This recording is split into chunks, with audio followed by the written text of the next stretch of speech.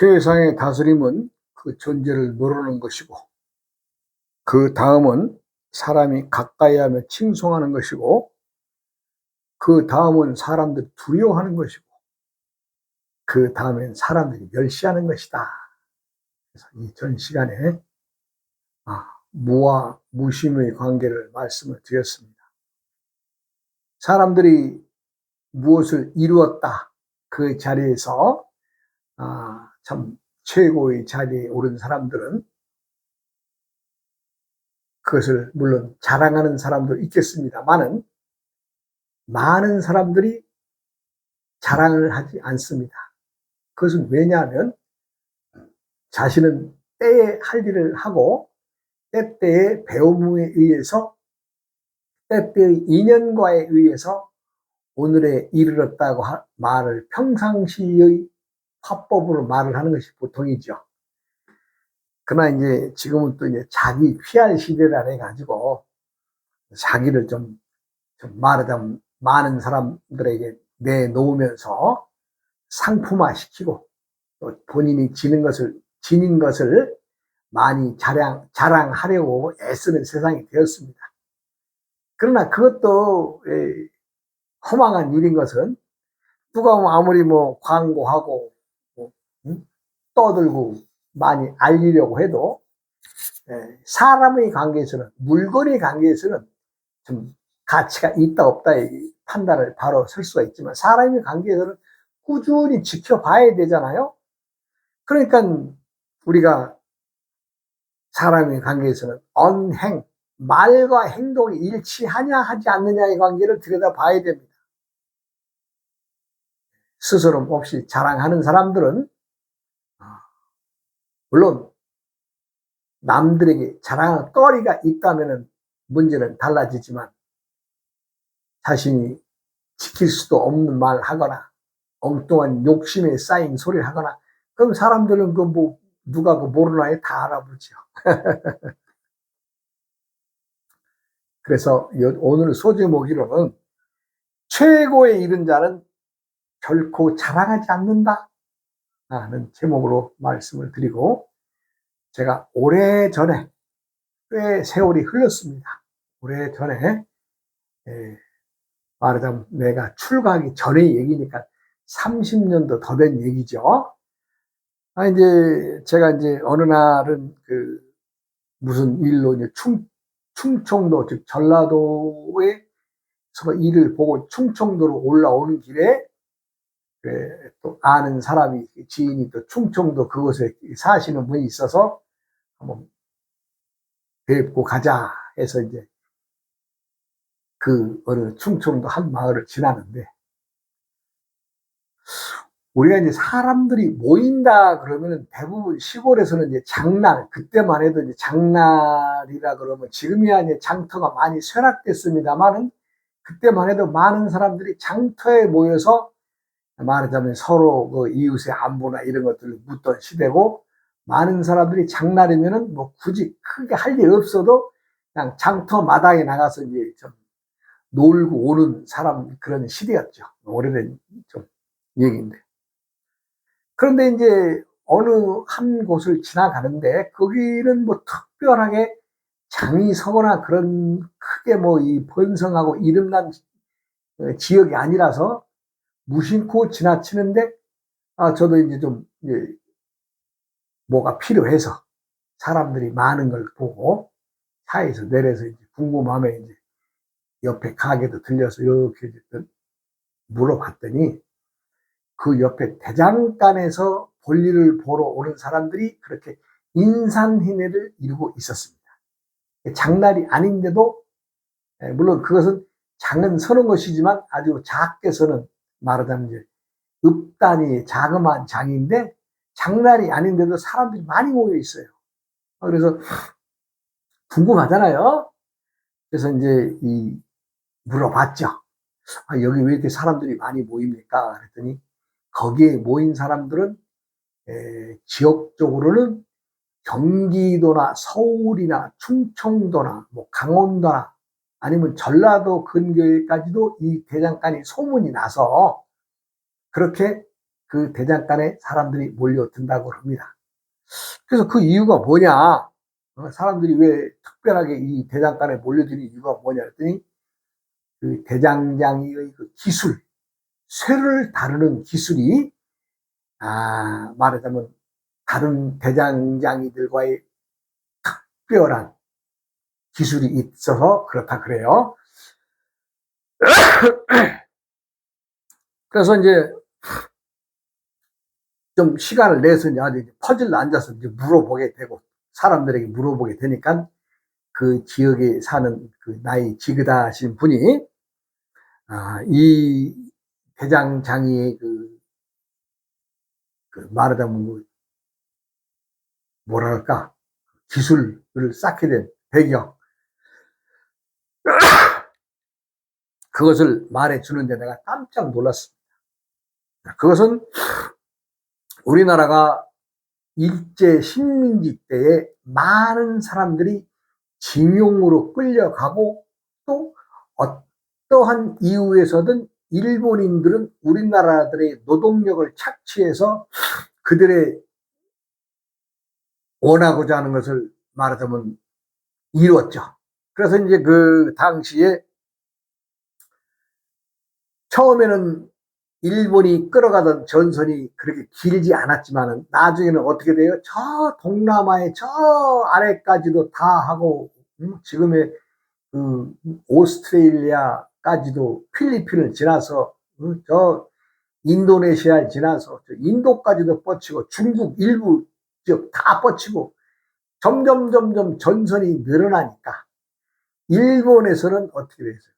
쇠를 다스리고 뭔가 배도 만들고 비행기도 만들고 병장기도 만들어야 되는데 인력이 부족하니까 한국에서 말하자면 사람들이 끌고 가는 거죠. 물론 자이건 타이건 어째 되었건 우리나라 사람들은 식민지 나라 없는 사람의 그 슬픔을 안고서 일본인들에게 끌려가게 되죠.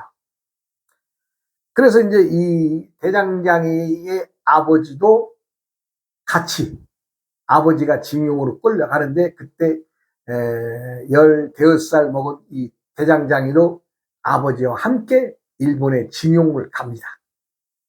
가서 두 부자가 일하게 되는 것은 비행기의 부속을 만드는 비행기의 그 제작을 해야 하는 공장에 대장간에 말하자면 배속이 된 거죠.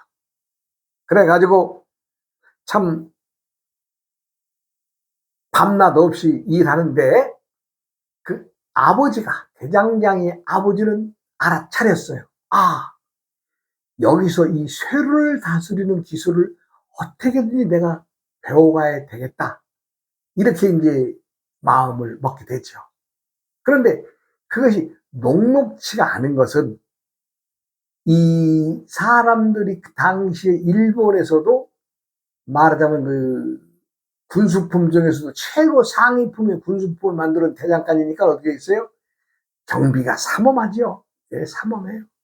그래가지고 대장간에서 녹인 쇳물을 자기들이 일본인들만이 만질 수 있는 그런 시스템을 만들어서 우리나라 사람들은 조센징이라고 그래가지고 기초적이고 뭔가 불 떼고 화구에 남 열려놓고 이런 것들만 시켰지 정작 그 쇳물을 다스리는 쇳물을 어떻게 가공하는 것에 대해서는 접근할 수가 없는 구조를 만든 거죠. 말하자면 이제 당시에 그 대장간에 있었던 것이 그 지하갱도라고 합니다. 지하갱도. 지하에다 땅을 파서 거기다 대장간 시설을 만들어서 쇳물을 녹였는데 그 녹인 쇳물은 다시 일본인들에 의해서 더 아래 지하갱도로 내려가는 그런 구조로. 그냥 위에서 고생한 사람들이 쇳물을 만들면 그 쇳물을 밑에서 무엇을 합금, 어떤 성질을 섞어서 쇠의 강도를 높이고 또 조직을 조밀하게 만들어서 자기들의 부품을 만드는데 사용하는 그 기술자들의 자리는 일본인들만이 들어갈 수 있고 조선인들은 참관할 수가 없게 만든 거죠. 그래가지고 자기 처음에 갱도는 이제 뭐 1층 정도의 갱도라면은 이제 거기서 2층, 3층, 4층까지의 갱도를 타고 내려가서 그 4층의 바로 옆에는 비행기의 경납고도 설치되어 있었답니다. 이제 나중에 알게 된 사실이죠. 그래가지고 그 지하 4층의 갱도에서 비행기에 필요한 그 재료를 만들고 열 처리를 하고 이제 그렇게 하는 이제 1급 비밀의 말하자면 군수 공장인데 쇠를 담금질한다라고 하는 것은 공기의 양과 또 모래, 물, 기름, 또 화공약품이나 전기를 이용해서 이제 말하자면 쇠를 담금질을 하는데 이러한 기술들은 알 수가 없죠. 단지 이 공장이 어마어마한 비행기를 만드는 공장이라는 것까지는 파악을 했지만 알 수가 없는 거죠. 그래 이제 뭔가 이제 기회를 찾게 되죠. 기회를 요거 분명히 내가 이 기술을 배워가지고 우리 한국에 가서 이 좋은 기술을 좀 풀어야 되겠다 하는 그런 마음으로 두 부자가 말하자면 이제 호시탐탐 하는 거죠. 그럼 이제 당시에 이제 1945년도에 말하자면 해방이 되잖아요. 해방이 되니까 한국의 인력들은 물밀듯이 전부 다 빠져나갑니다. 다 빠져나가고 몇 명 남지 조선인들은 그 공장에서 몇 명 남지가 않았습니다. 그렇게 되니까 일본인들이 어떻게 해요? 자기들이 비행기도 수리해야 되고 또 당시에 이제 말하자면 미군들 연합군들이 그 비행기도 수선해야 되잖아요. 뭐 진 나라니까 꼼짝없이 연합군 미군의 말을 들어야 되니까. 그러나 그동안 풍부한 인력으로 조선인들을 데려다 썼는데 해방이 되니까 이제 제어가 안 되겠죠. 그래가지고 사람들이 조선인들은 다 이제 조국으로 돌아가려고 배 타고 여기서 이제 사람들 흩어져 버리고 요 부자는 남았습니다. 거기서 남아서 왜냐하면 기술을 습득해야 되니까. 요 일본 놈들이 요거 어떻게 해서 쇠를 담금질하고 어떻게 쇠의 강도를 늘리며 어떻게 특수한 철판을 만들어서 비행기를 만드는 것이냐 요거를 좀 배워야 되기 때문에 이 대장장이의 아버지와 대장장이는 이제 기회를 노렸는데 이제 그 기회가 찾아오죠. 어떤 결과냐? 조선인들이 떠나버린 마당에 일본인들이 일을 하면서 자기들이 일이 많아지고 벅차니까 자기들의 인력으로서 감당할 수가 없으니까 조선인들도 가끔씩은 쇳물을 담아서 아래 엘리베이터로 내려가서 그 쇳물을 어떻게 어떤 틀에 부어서 가공을 하고 어떤 화공약품이나 어떤 기름을 섞느냐 이거에 따라서 말하자면 쇠가 단단해지고 경도가 좋아지는 거 아니겠어요? 그러니까 이제 그거를 배울 수 있는 기회가 온 거죠. 그래서 이제 일본인들이 어쩔 수 없이 한국 사람들도 말하자면 지하 갱도를 왔다 갔다 할 수 있는 그렇게 왜? 자기들이 힘드니까 힘드니까. 그래가지고 이제 지하 갱도 4층 갱도 내려가 보니까 왔다 갔다 하면서 살펴보니까 비행기 경납고도 옆에 있고 큰 군수공장도 옆에 있고 지하에 그런 어마어마한 시설을 해놓은 걸 이제 눈에 보이는데 그러한 시설들보다도 요 대장장이 아버지와 아들은 무엇을 보느냐? 요 쇳물을 어떻게 이놈들이 강물하느냐, 요걸 들여다보는 거죠. 그래가지고 이제 이것저것 가면은 지하에 탱크, 어마어마한 탱크들이 속에는 화공약품도 있고, 물도 있고, 기름도 있고, 여러 가지가 있는데, 주로 어떤 통에서 그 물질을 꺼내다가 담금질을 하고, 또 연마를 하고, 또 틀에 부어 갖고, 이런 걸 보게 되죠. 그래서 저 약품이 무엇이냐? 이렇게 이제 요걸 알려고 대장장이의 아버지가 그 용액을 한번 이렇게 해가지고 입에다 한번 대봤죠. 이게 알고 봤더니 우리로 말하자면 청산가리 있어요. 청산가리. 아주 맹독이죠. 그것을 한번 혓바닥으로 대서 먹어봤더니 이게 혓바닥이 반이 굳어져 버렸습니다. 그래가지고 물론 많은 사람들이 찾아와서 이 조센진 이게 미친놈이냐 아니냐 하면서 막 윽박을 지르면서도 일단은 응급처치를 해서 말하자면 이 응급처치는 했는데 혀끝이 약간 녹은 것이 평생의 장애가 돼버립니다. 말하자면 말은 할 수는 있으나 밤벙어리가 된 거죠. 끝이 녹아가지고. 그래가지고 이제 그 부상을 입고 한국에 이제 말하자면 이제 돌아오는 과정이 되죠. 그래서 당시에 이제 그 청산가리 그걸로 쇠의 담금질을 하면은 쇠가 강해진다. 이것은 이제 확실히 알고 우리 한국에 와서 그것을 말하자면 이제 대장간을 열어서 말하자면 이제 대장간을 여니까 사람들이 와서 장사를 하는 꼴이 되죠. 그런데 그 집에서는 달라요. 다른 곳에, 다른 대장간들에서 만든 그보다도 단단하고 오래가고 좋으니까 입소문이 나는 거 아니에요.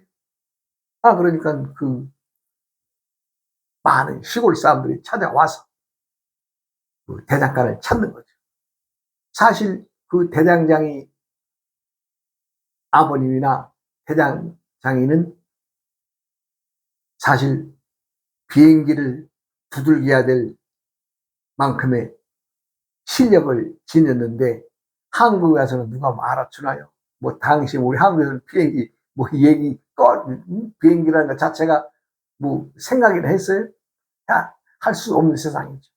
그러니까 실력은 어마어마한 실력을 지니고서도 그것을 남들이 볼 때는 하찮은 농기구에 말하자면 그 기술을 접목시킨 거죠. 세월이 흘러서 그 밤벙어리의 그 아버님은 돌아가시고 대장장이가 점점 기술을 익혀서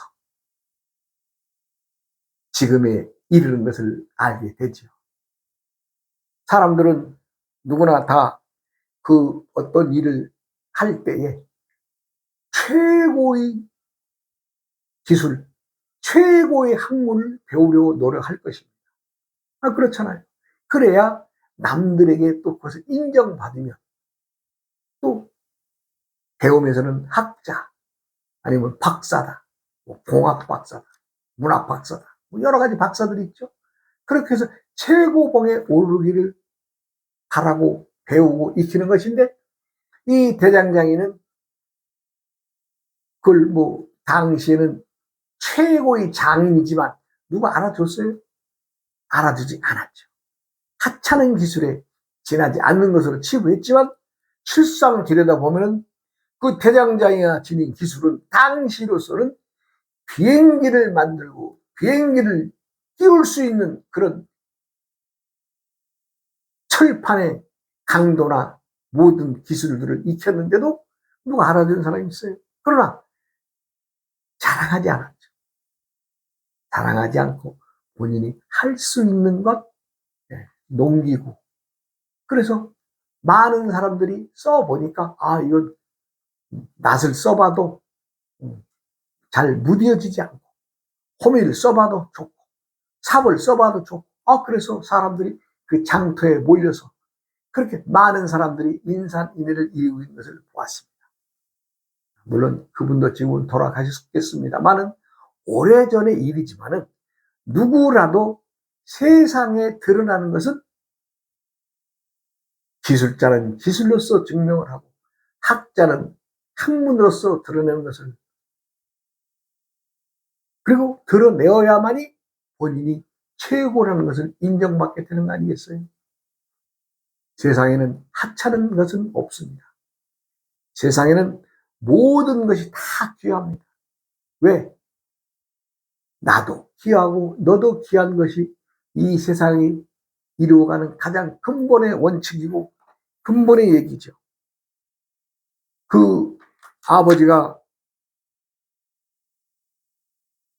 청산가리 물이라고 하는 것을 알았다면은 거기다 과연 혓바닥을 들이대고 그 물을 한몫 먹어먹겠어요? 아니죠. 몰랐으니까 그랬죠. 그 몰랐다라고 하는 것은 너도 모르고 나도 모르는 거죠. 알 수가 없는 것이 우리들이 일상에 녹아져 있는 것입니다.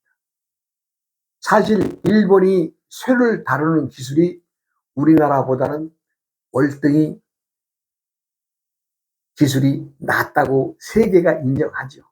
그런데요, 일본 놈들이 자신들이 쇠의 기술을 배운 것이 우리나라의 가야 시대에 그들이 우리나라에서 그 기술을 배워간 거죠. 자기들은 자기들의 기술을 가야에 줬다라고 말하지만 그건 말도 아닌 어불성설이죠. 우리나라 사람들은요, 무언가가 있으면 그걸 숨기려 하지 않고 그걸 나누려 합니다. 그리고 사람들은 지금 당장의 어떤 이익을 보는 것이 아니라 때가 되면 두루두루 함께 이익을 보는 방향으로 나아갑니다. 특히 쇠를 다룬다, 무기를 만든다, 배를 만든다, 비행기를 만든다, 이런 기술은 우리나라나 세계의 어느 나라라도 방위산업이라 해가지고 철저하게 그 기술의 노출을 막습니다. 그런데 우리나라는요, 그렇지 않죠? 너희 나라가 우리나라의 물건을 사주면, 그래, 우리 물건 팔아주는 것만큼 내가 너한테 기술도 주고, 또 그리고 너희들도 이 기술을 좀 배워서 현지에서 만들어 줄게. 물론 중요한 부품들은 우리나라에서 몇 가지는 가지고 가야 되겠지만은 웬만한 것은 다 풀어줍니다. 그것이 지금의 우리나라의 방위산업의 자세가 아니라 이미 우리는 1000년 전, 2000년 전부터 누구에게라도 기술을 가르쳐 줍니다. 그리고 나누어 줍니다. 그렇게 해서 너에게도 이익이 되고 나에게도 이익이 되는 방법을 찾아서 많은 사람들에게 도움을 줬죠. 그런데 주위에 있는 일본 놈들이나 중국 놈들은 어디 그래요? 중국 놈들은 허풍치고 거짓말하고 남 의심하고 좋은 걸 줘도 의심하고 그리고 결국에는 배반하고 뒤통수 까고 이것이 중국의 역사고 일본의 역사 아니에요? 과거에는 우리나라에서 쇠의 기술을 빌려갔던 일본이 근세의 산업혁명을 우리보다 한 100년 앞서서 했죠. 그러니까 산업이 발달할 수밖에 없죠. 우리나라 사람들 뭐 했어요, 그 당시에? 수중이만 가지고 당파 싸움 한 거 아니에요? 나라는 망하게 가는데, 그러니 나라가 먹히죠. 누구는 뭐 나라가 먹히고 싶어서 먹혀요? 먹히는 짓거리를 하면 나라가 먹히는 거죠. 그 심각한 그때에 많은 사람들이 제대로 좀 정신을 차렸더라면 좋으련만은 어디 그래져요? 자, 100년 전의 세상이 지금의 우리나라의 현실에 도래되었습니다. 정신 못 차린 놈들이 나라를 우왕좌왕하고 일본 놈들 주둥이에 밀어 넣는 세상이 100년 전에 일어났던 일인데, 지금도 이 땅에는 이제 일본의 주둥이에 밀어 넣는 게 아니라 중국이라고 하는 나라의 주둥이 아가리에다 밀어 넣는 나라가 돼버렸지 않습니까, 지금?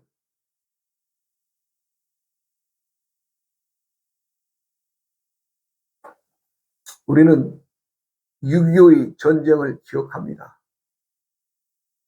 미국이라고 하는 나라가 이 땅에서, 미국이라고 하는 나라가 생겨서 가장 많은 백성들을 한국 땅에서 목숨을 던져서 이 땅을 구해주지 않았어요? 내가 뭐 아닌 얘기하는 건 아니잖아요. 대략 4만 5천 명이 이 땅에서 죽음을 당했답니다. 그 많은 사람들, 죽은 사람뿐이겠어요? 부상당한 사람은 또 한 5배, 6배로 보면 20만 명, 30만 명의 미군들이 이 땅에 와서 피 흘리면서 부상당해서 이 땅의 자유와 민주를 심어주기 위해서.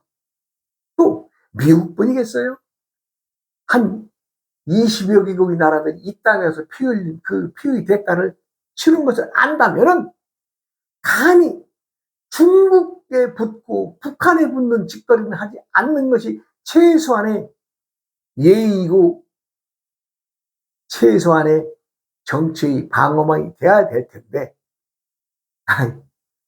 우리나라 사람들 중국의 통째로 지금 대가리 뒤밀고 들어가고 있습니다. 제가 볼 때는 한 70% 이상 지금 중국에 갔다 대가리 받고 있는 것 같습니다. 그럼 이 난국을 헤쳐나가기 위해서는 뜻 있는 사람들은 어떻게 해야 돼요? 식민지 시대의 나라를 찾기 위해서 처절히 목숨 바친 독립투사이던 투사의 정신이 필요하고, 열혈 애국자들이 목숨 바치는 그런 투쟁이 있어야 됩니다. 지금 이 정권 쉽게 물러나지 않습니다. 지금 광화문에는 대통령이 탄핵된 이후로 매주 몇십만 아니면 100만이 넘는 사람들이 그 자유를 외치면서 군중 집회를 갔지만 그 다 소용없는 짓거리. 왜요? 이 정권은 이미 그걸 간파하고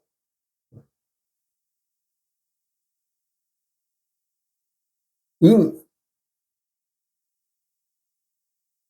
그런 것쯤은 눈 하나 깜짝 안 하는 정권이기 때문에 그렇습니다. 민주주의라고 하는 말을 닳도록 써먹어라. 그래서 민주주의를 앞세운 지금 정권들 하는 일이 뭐 있어요? 나라를 통째로 그냥 중국에 주잖아요. 그리고 감성적으로 야 우리 주식 올랐어. 주식이 6천 돌파했어. 어느 미친놈은 또 그러네요. 응? 과거 정부에서는 주식값이 2천, 3천, 4천 됐는데 지금 6천 올랐으니까 우리나라의 부가 그만큼 늘어났다가 어느 미친 신부놈이 또 그런 말을 하더라고요. 별 미친놈들 많아요. 주식값이 올랐다고 나라가 부자 된 거예요. 우리나라 빚이 얼만데요. 아유, 참, 이런 얘기 안 하겠습니다. 사람들은 공을 이루고서도 공을 자랑하지 않아야 됩니다. 근데 공을 이루지도 않고서도 자랑하는 무리들이 세상에 있다면 그것은 잘못된 물건들이죠. 잘못된 물건들은 과감하게 처단해야 됩니다. 어떻게? 글쎄요. 저는 누구를 선동하기 위해서 이런 얘기 하는 것이 아니고 제대로 알아야 된다. 모든 것은 때의 일이니 우리가 잘못 결정했으니 세상에서 얻어맞는 일이 있으면 얻어맞으면 되죠. 네. 도심은 열의 지혜는 자랑하지 않습니다. 네. 시간이 됐으니 다음으로 시간을 이어가겠습니다. 아우아이